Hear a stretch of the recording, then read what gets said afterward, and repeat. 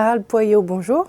Bonjour. Vous êtes patron d'une agence immobilière et membre de Réseau Entreprendre. Alors nous allons parler d'une thématique dont vous êtes familier, à savoir le choix d'un emplacement. Alors comment un entrepreneur doit-il s'y prendre pour bien choisir son emplacement? La règle importante, c'est l'emplacement, avoir un choix numéro 1.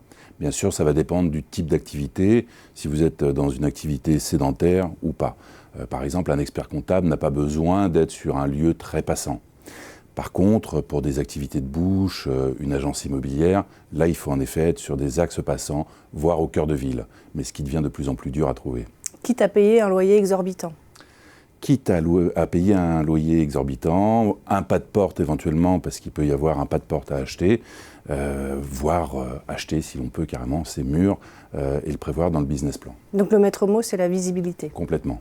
Alors si vous aviez un ou deux conseils à donner à un entrepreneur qui veut être sûr de ne pas se tromper? Alors, suivant encore une fois l'activité, c'est d'aller dans la ville, voir le local où il se situe, voir éventuellement les confrères. Si vous ouvrez par exemple une boulangerie, aller voir l'autre boulanger, quel est son flux, comment ça fonctionne sur la ville. Faire une étude marketing, ça peut être une bonne chose également. Mais au niveau de la concurrence, un boulanger qui va s'adresser à un boulanger concurrent, il ne faut peut-être pas avoir les bonnes informations? Non, après on n'y va pas bille en tête.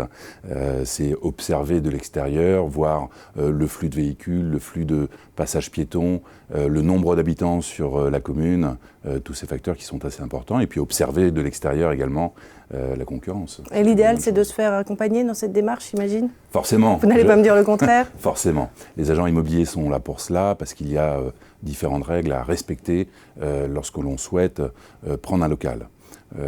Par exemple, vous avez des règles d'urbanisme qui peuvent changer dans une rue d'une année sur l'autre. Il peut y avoir une prévision de la commune, par exemple, de préempter au fur et à mesure les habitations pour créer des immeubles, donc dans une perspective d'amélioration et de gonflement de son chiffre d'affaires. Ça peut être des choses à observer.